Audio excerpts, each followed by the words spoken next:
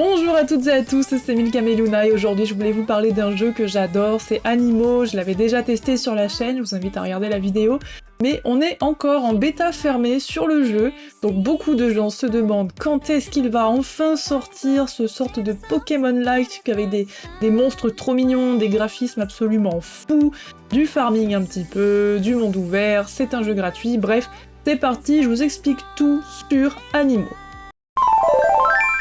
Pour commencer, sachez que Animo, c'est un RPG d'action en monde ouvert free-to-play développé par Pawprint Studio et édité par King's Glory. Le jeu se déroule sur le continent d'Idil, un vaste monde rempli de créatures magiques appelées les animaux. Notre rôle en tant que joueur, ça va être celui d'un Pathfinder, c'est une sorte d'explorateur qui va être chargé de parcourir le monde, de découvrir ses secrets et de tisser des liens avec les créatures. Là derrière moi vous le voyez, il y a beaucoup de scénarios aussi, c'est très intéressant en termes de lore.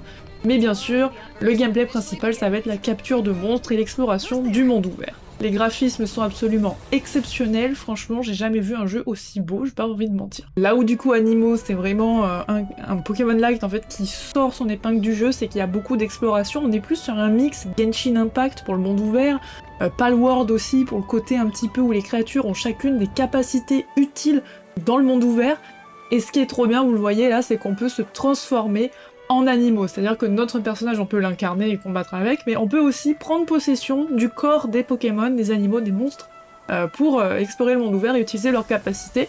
Donc en fait il y a beaucoup d'énigmes, un peu aussi à la Zelda Breath of the Wild, où on va devoir compléter des petits donjons, des petites énigmes, en fonction de la capacité de nos monstres. Et franchement ça, j'ai adoré lorsque j'ai testé pour la première fois.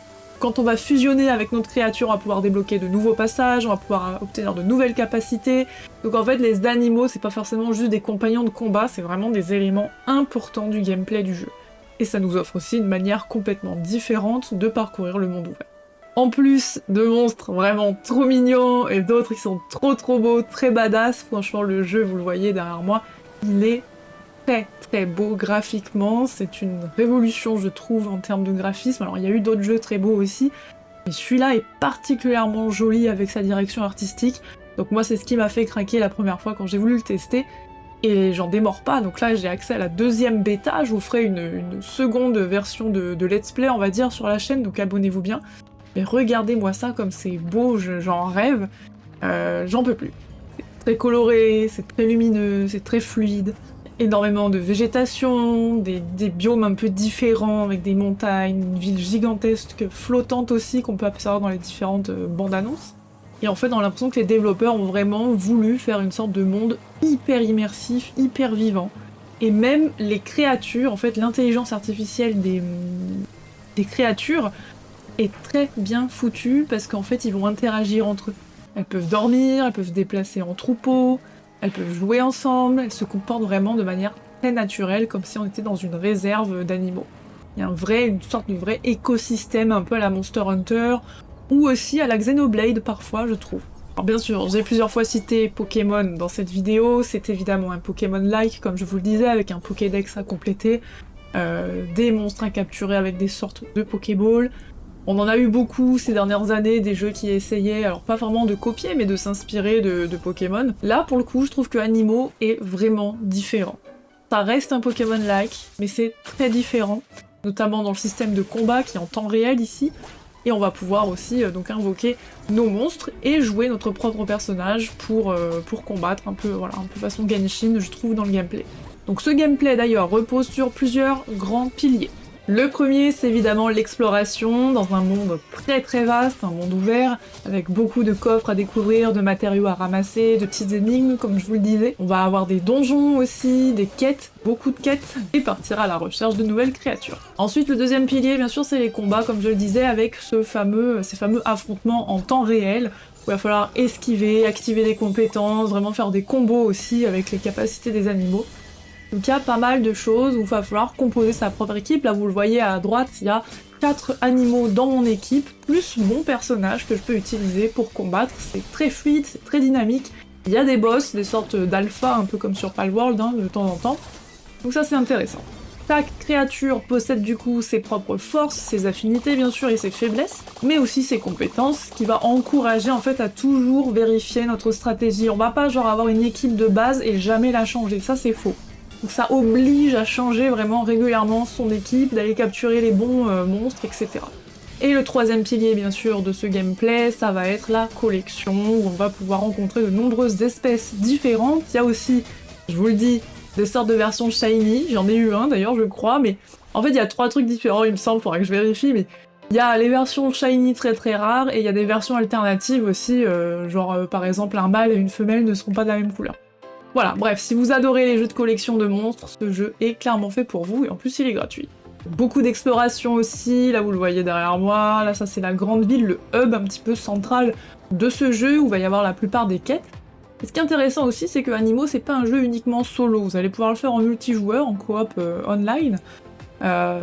Pour l'instant moi j'ai pas pu tester les fonctionnalités multijoueurs, mais apparemment c'est plutôt sympa, les développeurs avaient annoncé que c'était possible, et on pourra du coup retrouver les autres joueurs justement dans cette grande ville que je suis en train de vous montrer, pour participer à des activités ensemble et tout. Je ne sais pas s'il va y avoir un système de guilde, ça reste à voir, pour l'instant on n'est qu'en version bêta. La question que tout le monde se pose, c'est la date de sortie maintenant. Malheureusement, il n'y a pas de date officielle de sortie, ils ont prévu de sortir ça en fin d'année 2026. Malheureusement, on n'a pas de date précise, je ne sais pas si ça va pas être décalé, parce que là, à l'heure où je tourne cette vidéo, on est au mois de juillet, c'est une deuxième bêta fermée, même pas ouverte, donc je sais pas trop si vraiment ils vont tenir pour une sortie fin 2026. Quoi qu'il en soit, vous le voyez, le jeu va être disponible sur quasiment toutes les plateformes, avec le PC, la PS5, la Xbox, le téléphone mobile, App Store, Google Play, donc sur PC aussi sur Steam et Epic Games, donc très cool, mais pas de Nintendo Switch prévu pour le moment. Je pense que le jeu est trop gourmand pour ça. Du coup, je vous confirme, Animo est un jeu gratuit au téléchargement, c'est un free-to-play, comme la plupart des jeux free-to-play en ce moment, et depuis quelques années, façon Genshin Impact, Infinity Nikki si vous suivez ma chaîne. C'est un jeu free-to-play, du coup il va y avoir de la monétisation in-game, donc moi pendant la bêta j'ai pu tester un petit peu, bien sûr on peut pas faire d'achat, mais il y a une sorte de monétisation notamment pour les skins, alors à la fois les skins de personnages, et on peut aussi personnaliser nos petits monstres, donc ça c'est très mignon. Je ne sais pas à quel point la monétisation va être poussée, à quel point il va y avoir des bannières chaque mois par exemple avec des monstres spécifiques, je sais pas encore, ça je vérifie tout ça une fois qu'on aura plus d'informations et que le jeu complet sera sorti. Mais voilà, le modèle économique en tout cas, il est vraiment basé sur ça, vous pouvez jouer entièrement gratuitement au jeu, il n'y a aucune inquiétude là-dessus, ça va pas vous pénaliser si vous ne mettez pas de l'argent dans le jeu. Bref, le gameplay en tout cas est ultra prometteur, pour le nombre d'heures que moi je l'ai testé, franchement je suis ultra convaincue, c'est probablement l'un des meilleurs jeux là de 2026.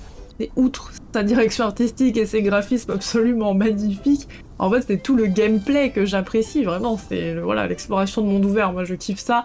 Après voilà, c'est un jeu qui va être très chronophage aussi bien sûr, qui va demander de se connecter tous les jours, de farmer des matériaux pour faire évoluer les Pokémon, enfin les monstres, etc. Donc attention à ce genre de jeu, c'est difficile en ce moment de cumuler plein de jeux comme ça. Si vous jouez à Genshin, à Honkai, à Infinity Nikki, à Disney Dreamlight Valley par exemple, tous ces jeux en fait qui demandent de venir tous les jours se connecter quasiment, c'est ultra chronophage, donc faut faire attention à ça. Bref, vous savez à peu près tout sur la sortie de Animo. Si vous avez des questions, n'hésitez pas à les poser en commentaire bien sûr, j'essaierai d'y répondre. En tout cas, je suis très curieuse de voir comment le jeu va évoluer et surtout comment il va se faire sa place au milieu des jeux Pokémon. On a Pokémon Vent et Vague qui sort l'année prochaine, on a Honkai Nexus Anima là, que je suis en train de tester d'ailleurs, qui sort aussi cette année, qui est un jeu de capture, de chez Hoyoverse d'ailleurs. On a Palworld qui vient de sortir sa 1.0, donc qui a vraiment évolué aussi. Donc franchement, à voir ce que ça dit. Et on a aussi Dokevi, que je suis toujours, qui est prévu normalement pour 2027. À voir. Vous me direz en commentaire du coup ce que vous en pensez, si vous avez déjà testé la bêta, et si vous avez hâte de jouer à Animo. Je vous fais des bisous et à la prochaine!